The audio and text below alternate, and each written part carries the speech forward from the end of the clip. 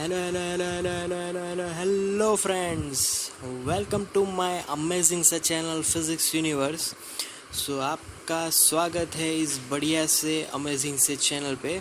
Good morning, I hope you are all fine today at your home and you are enjoying this way of learning online lectures. हमारा आज का topic है rolling frictions from the topic of friction, standard 11। ठीक है, तो rolling friction के बारे में पढ़ेंगे। इससे पहले हमने स्टैटिक फ्रिक्शन पढ़ा, काइनेटिक फ्रिक्शन पढ़ा। Now we are talking about rolling friction. तो रोलिंग फ्रिक्शन पे जब कभी भी अगर कोई ऑब्जेक्ट पे हम लोग स्टैटिक फ्रिक्शन लगाएंगे, अगर कोई ऑब्जेक्ट सर्कुलर है, फॉर एग्जांपल अगर हम बात करें एक रिंग की, तो whenever that ring is just roll, तो there is low friction in between the surface and that ring। Clear?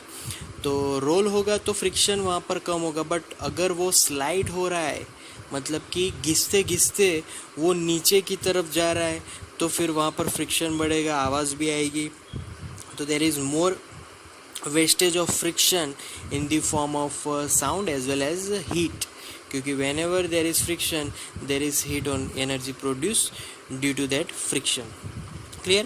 तो rolling friction ये टर्म काफ़ी कुछ आसान कर दिया है हमारी ज़िंदगी में रोलिंग फ्रिक्शन ने। कैसे? तो whenever we are talking about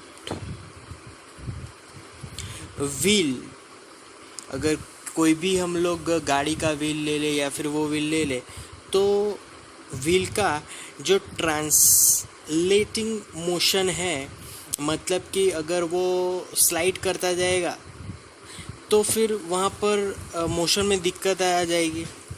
but when are we are talking about wheel, wheel is going through rolling, then that motion is quite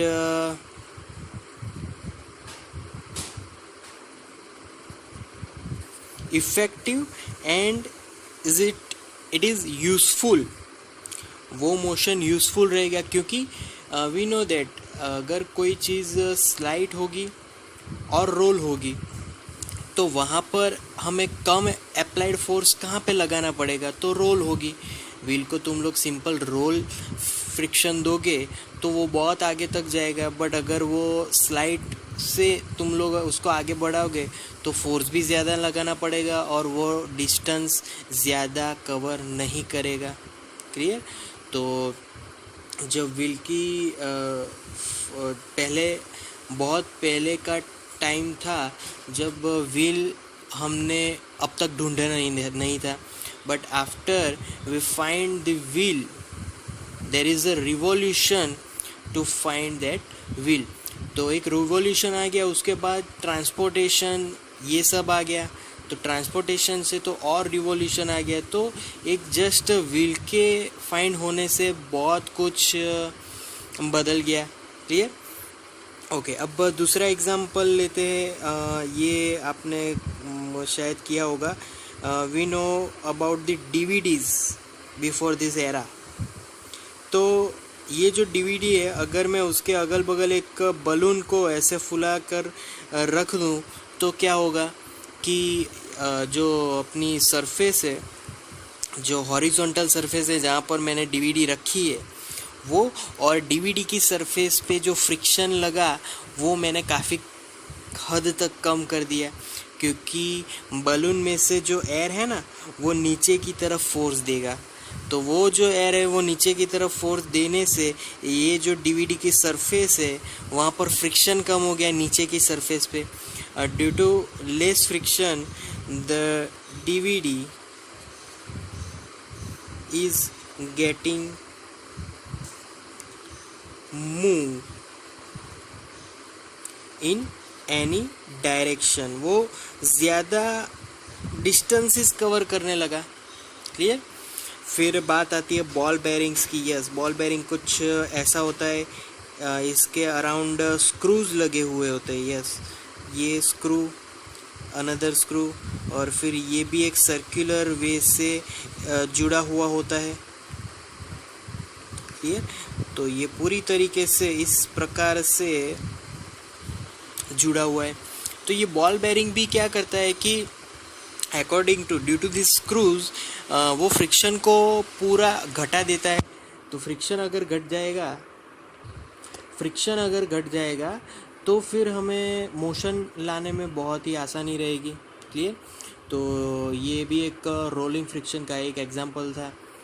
दूसरा कोई रोलिंग फ्रिक्शन अगर, हाँ यस, हम लोग जब भी डोर ओपन करते हैं तो जो हिंजिस है वहाँ पर अगर फ्रिक्शन ज़्यादा होगा तो डोर ओपन करने में दिक्कत होगी।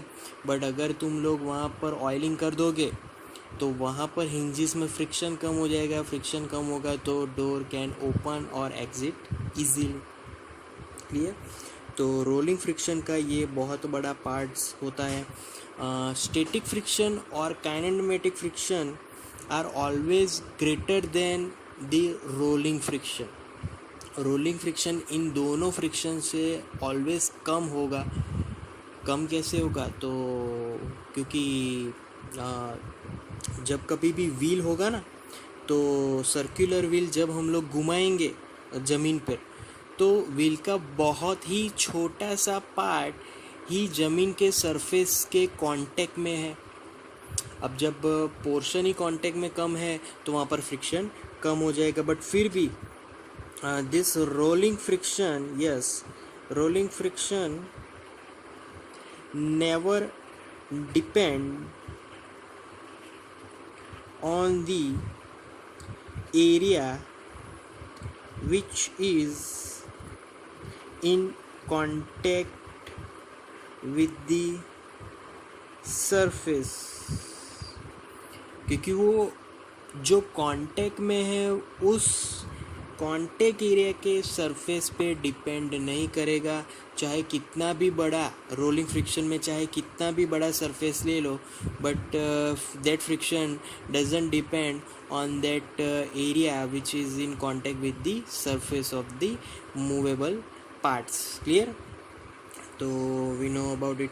अगर हम लोग ब्लॉक की बात करेंगे, अगर ब्लॉक को हमें अगर एक प्लेस से दूसरे प्लेस पर ले जाना है, हम लोग स्टैटिक फ्रिक्शन यहाँ पर मतलब स्लाइड करने वाले ब्लॉक को, तो वहाँ पर मुझे एक्सटर्नल फोर्स बहुत ही ज़्यादा बढ़ा देना पड़ेगा। बट उसी ब्लॉक को अगर मैं रोल करवा दूँ तो वहाँ पर फोर्स कम हो जाएगा और मुझे आउटपुट एज आ आउटपुट वहाँ पे ज़्यादा डिस्टेंस कवर होगा। ये एक एग्जांपल है, ये करके देखोगे तो तुम जान पाओगे कि what is the difference between static friction, kinetic friction as well as rolling frictions. Clear? So that's all for today, guys. That's the rolling friction. Thank you very much. Thank you.